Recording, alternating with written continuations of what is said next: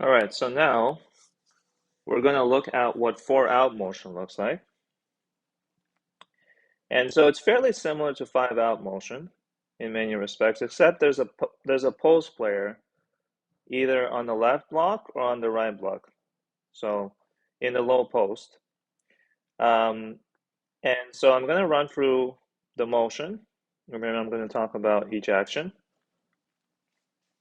Okay, so player 3 starts with the ball, passes to player 4.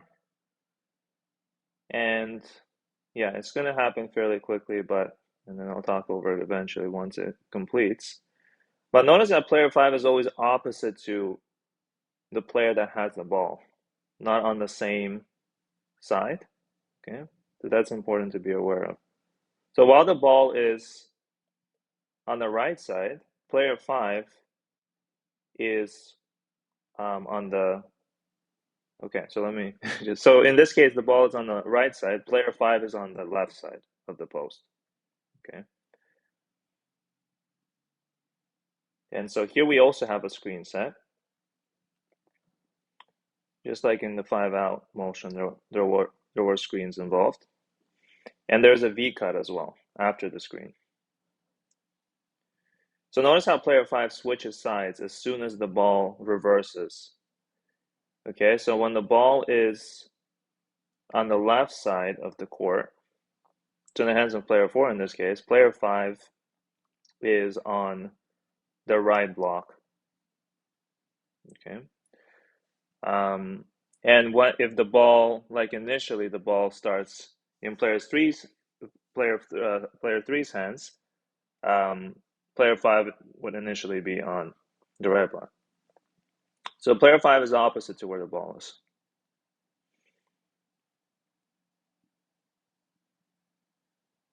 Okay, so notice there is definitely filling. There are cuts to the basket, just like with the 5-out motion. Player 5 is going to go to the opposite side as soon as the ball reverses. So the ball is on the right side, player 5 is on the left block. Screen for player 2, player 1 cuts, 3 and 4 fill, player 1 fills, player 2 passes to player 3, cuts, is a V cut now, player 3 passes to player 4, notice player 5 switches blocks, goes to the right block. Okay, so I'm going to run it one more time.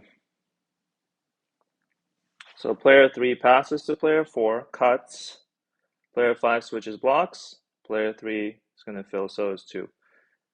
So basically after every pass, there's a cut.